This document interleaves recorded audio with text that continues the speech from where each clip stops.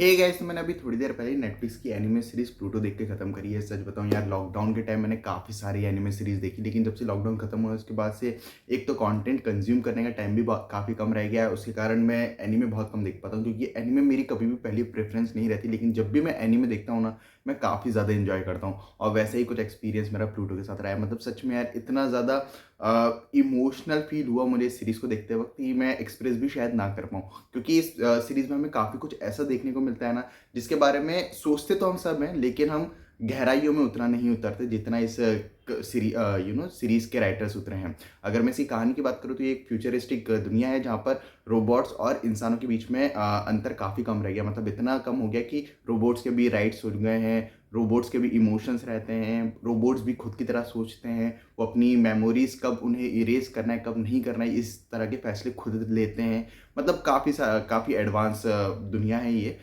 उसमें एक प्लूटो नाम का एक विलन है, जो कि काफ़ी रोबोट्स को मार रहा है। वो ये क्यों कर रहा है, किस वजह से कर रहा है, क्या उसका मकसद है, यही सब जानने के लिए हमें ये सीरीज़ देखनी पड़ती है। अगर मैं इसके स्क्रीन प्ले की बात करूँ तो पर्सनली मुझे इस सीरीज़ के स्क्रीन प्ले बहुत ज़्यादा पसंद आया, क्योंकि सच में जिस तरह से ये सीरीज़ स्टार्ट होती है, अपनी पूरी सिचुएशन को इस्टेब्लिश करती है। हमें स्टार्टिंग में बताया जाता है किस तरह का एक ये हादसा हुआ है, एक पूरा जंगल किस तरह से जल गया, कौन सा रोबोट वहाँ मर गया है, किस तरह से लोग वहाँ पर अपनी एकदम दिखा रहे हैं कि हमें दुख हुआ है इसके मरने पे, एक रोबोट के मरने पे। वो सारी चीज़ें देखकर हम इतने ज़्यादा एक्साइटेड हो जाते हैं इस सीरीज़ में कि आगे क्या होने वाला है और कैसे होने वाला है। फिर जिस तरह से ये सीरीज़ आगे बढ़ती है, अपनी पूरी सिचुएशन को एक्सप्लोर करती है, वो सारी चीज़ें देखने में भी काफ़ी ज़्यादा मज़ा आता है, क्योंकि इन सारी चीज़ों को इतने ज़्यादा अच्छे से लिखा और डेवलप किया गया था कि हम पूरे टाइम इस सीरीज़ में इन्वेस्ट रहते हैं, बोर कहीं भी नहीं होते। हम हर एक उस कैरेक्टर के साथ कनेक्ट हो पाते हैं जिसके साथ हमें राइटर कनेक्ट करवाना चाहते थे, और हम हर एक उस फीलिंग को समझ पाते हैं जो राइटर हम तक कन्वे करना चाहते थे, जो कि काफ़ी ज़्यादा अच्छी बात है। जो कैरेक्टर डेवलपमेंट था, कैरेक्टर्स के पीछे डायनामिक्स थे, वो भी इस सीरीज़ की one of the major highlight रहे हैं। और सच में ये दोनों ही चीज़ें काफ़ी ज़्यादा अच्छी रही हैं।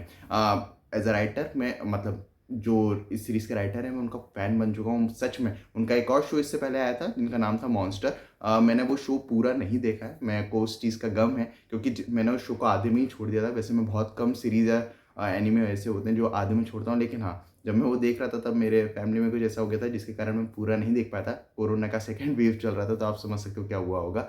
तो नहीं देख पाया था, लेकिन हाँ, अभी डेफ़िनेटली जैसे ही मुझे टाइम मिलेगा मैं वो सीरीज़ पूरी देखना चाहूँगा, और देखना चाहूँगा कि उस सीरीज़ में इस सीरीज़ के राइटर ने क्या धमाके करे थे।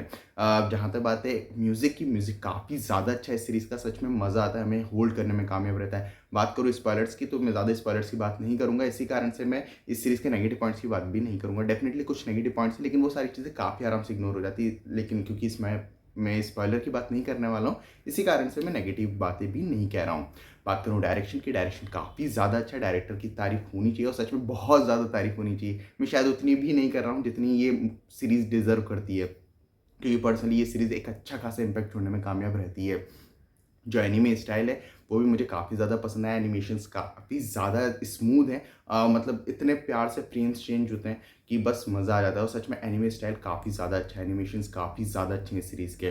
बात करूँ ओवरऑल प्रोडक्शन क्वालिटी की, तो वो भी काफ़ी स्मूथ दिखती है।